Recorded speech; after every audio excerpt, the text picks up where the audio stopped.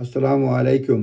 কথা বলবো, নতুন একটা গাইডেন্স আসছে যে বিদেশ থেকে কোনো সাক্ষী যদি সাক্ষ্য দিতে চায় তাহলে নতুন গাইডেন্স বের হয়েছে, প্রেসিডেন্সিয়াল গাইডেন্স নোট 2 অফ 2024। এটা ইমিগ্রেশন এবং অ্যাসাইলাম চেম্বারের সেই ক্ষেত্রে বলা হয়েছে যে পারমিশন নিতে হবে এবং কিভাবে পারমিশন নিতে হবে তার সংক্ষেপে বলবো। প্রথমত, উইটনেস যেটা বেসড অ্যাব্রড, যার বাইরে থাকে তাদের জন্য, এবং সেই ক্ষেত্রে বলা হয়েছে যে where a party wishes to rely on live oral evidence by video from abroad, the person seeking to rely on that evidence will in all cases need permission from tribunal. Tribunal থেকে মানে permission নিতে হবে। Permission is required যখন ওই দেশের কোনো legal কোনো ধরনের অবজেকশন নাই, ডিপ্লোম্যাটিক অবজেকশন নাই, তখন পারমিশন ইজ রিকোয়ার্ড। যদি নাও থাকে, অবজেকশন যদি তাদের নাও থাকে, যেমন বাংলাদেশ অবজেকশন নাই, স্টিল পারমিশন নিতে হবে। Obligation to obtain judicial permission to adduce oral evidence from abroad rests on person wishing to rely on the evidence. যিনি রিলাই করতে চান এভিডেন্সের উপরে, তাকেই তিনি বলবেন যে তিনি আবেদন করবেন মানে পারমিশনের জন্য। Permission is not required. অনেকগুলো দেশ রয়েছে যেগুলি থেকে সাক্ষ্য দিলে কোনো ধরনের পারমিশন লাগবে না। United Kingdom, anywhere, England, Scotland, overseas territory, Bermuda, British list আছে, হিউজ, সেন্ট হেলেনা, এগুলির জন্য কোনো permission is not required.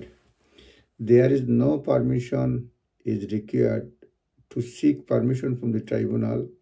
There is no requirement to seek permission in relation to the production of written statement or documentary evidence from abroad. বলছে written যদি statement দিতে হয় কিংবা documentary evidence from abroad, কোনো ধরনের পারমিশন দরকার পড়বে না।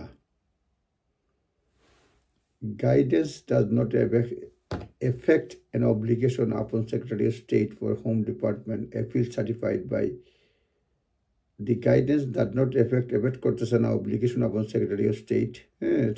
এটা সোজা কথা বলছে। এটা section 94B of the 2000 Act, এটা এফেক্ট করবে না, এটা বলছে। এখন প্রসিডিওরটা আমি বলে নেই সংক্ষেপে, অনেক বড়, সংক্ষেপে বলার চেষ্টা করব। সেটা হচ্ছে applicant should check FCDO website for information whether a country has given permission for the use. বিদেশ থেকে কোনো এভিডেন্স নিতে হইলে যে দেশটার কথা বলবো সেই FCDO এটাতে যেতে হবে। ওয়েবসাইটে যাওয়ার পরে সেইখানে দেখতে হবে এই দেশ সম্পর্কে কি বলছে। তারপরে বলতে if country expressly refuse permission then world evidence from that country cannot be taken.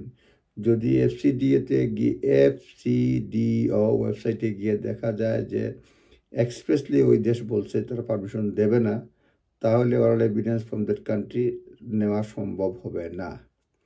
In all other cases, the person wishing to rely oral evidence from abroad should apply permission from tribunal on notice to the respondent. যারা আনতে চায় ট্রাইব্যুনালে apply করবে এবং আদার রেসপন্ডেন্টকে জানাতে হবে on notice. The application should be made with the appellant's calendar argument and appeal bundle is submitted. যখন appellant's calendar argument এবং বান্ডলি সাবমিট করে তখনই এই পারমিশনের ব্যাপারে লিখতে হবে, চাইতে হবে।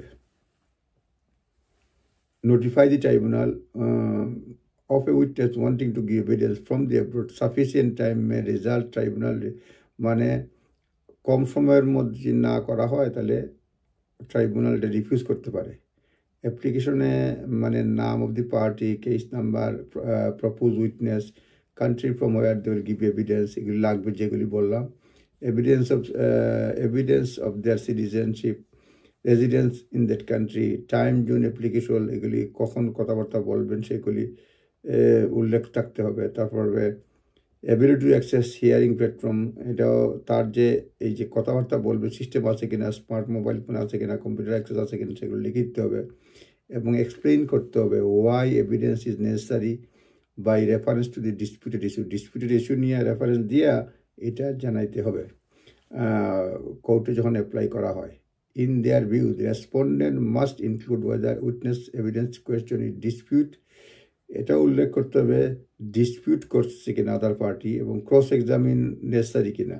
এই দুইটা যদি no dispute no cross examine তাহলে evidence can be read and there is no need to call witness to give oral evidence. যদি কাগজপত্র নিয়ে বিরোধ না থাকে তো বিদেশ থেকে এই মানুষকে ওরাল এভিডেন্সের জন্য ডাকার দরকার নাই, এটাই বলছে there is no need to call witness to give oral evidence for the avoidance of doubt there was no review falls to the address the issue, এইটা নিয়ে কোনো রিভিউ হবে না।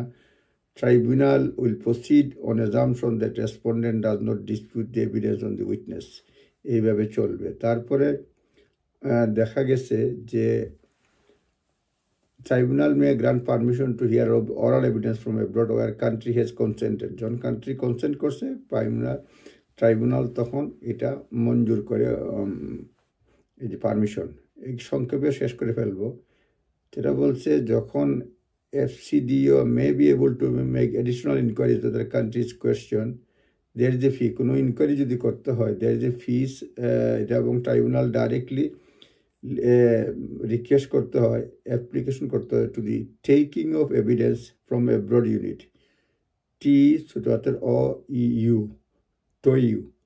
তাহলে ইমেল অ্যাড্রেসটা হচ্ছে টয় টিও মানে বুড়ি আঙ্গুলে যে মানে পায়ের কোনি আঙ্গুলে যেটা ইংলিশ হচ্ছে টয় TOE.enquiries@fcdo.gov.uk, এখানে লিখতে হবে। এদের ফিজও রয়েছে এডিশনাল কাজের জন্য, মোস্ট পসিবলি 150 পাউন্ড তারা ফিজ নেয়।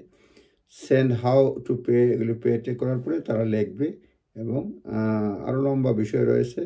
সব কিছু পারমিশন যদি হয়ে যায় তারপরে মানে তারা করতে মানে অ্যাপ্লিকেশন এই যে সাক্ষী দিতে পারবে। এটা এ পর্যন্তই থাকুক, আরেকটা পর্ব করব বাকি অংশ নিয়ে, আপনারা দেখবেন। আজকে এ পর্যন্তই, যে এভিডেন্স টেকিং এভিডেন্স ইউনিট, এটা কাছে ইমেল লিখতে হবে ফার্দার ইনকোয়ারির জন্য, 150 পাউন্ড লাগবে এবং প্রসিডিওরটা বিদেশ থেকে মানে ভিডিও কলের মধ্যে এভিডেন্স নিতে হলে যে প্রসিডিওরটা পুরোটা বললাম, তবে সামান্য কিছু বাকি আছে সেটা দিতে পারবে বলবো। আপনারা ভালো থাকবেন, আসসালামু আলাইকুম।